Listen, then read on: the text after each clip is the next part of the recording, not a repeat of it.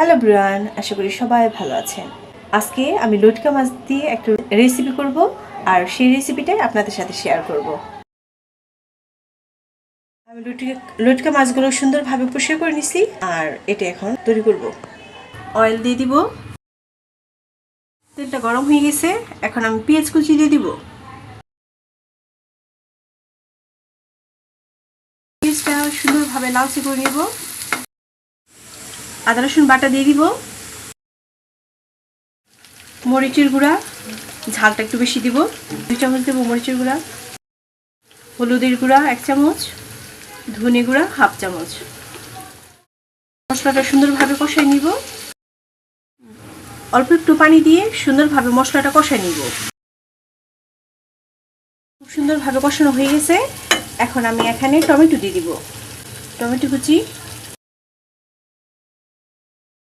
পরিমাণ মতো লবণ দিয়ে দিব।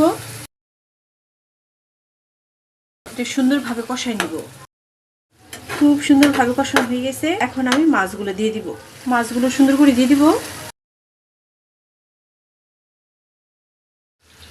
সুন্দরভাবে উল্টেই দিই। আস্তে আস্তে করে উল্টে দিতে হবে, মাছটা খুব নরম তার জন্য। মাছটা সিদ্ধ হয়ে গেছে। এখন আমি কাঁটাটা বের করে নেব।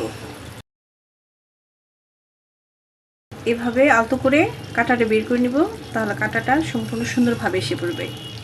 এভাবে করে কাঁটাটা বের করে নেব। এভাবে মাছের কাঁটাগুলো সবগুলো বের করে নিছি। এখন মাছের কাঁটাগুলো ফেলে দেওয়ার পর এভাবেই আমি সুন্দরভাবে এটা রান্না করে নেব। আর এই রান্নাটা একদম সুন্দর করে ভাজা ভাজা করে নেব। গরম মশলা গুঁড়া দিয়ে দিব। অল্প একটু জিরা গুঁড়া দিয়ে দিব। 1 পিস লেবু দিয়ে দিব, যাতে একটু টকটক হয়, ভালো লাগে খেতে।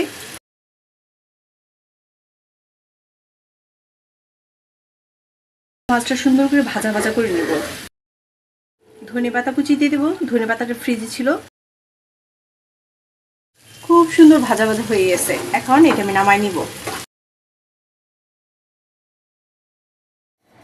আমার লটকা মাছের রেসিপি তৈরি হয়ে গেছে। আর খুব সুন্দর হয়েছে, খুব ভালো হয়েছে খেতেও। অবশ্যই সবাই ট্রাই করবেন।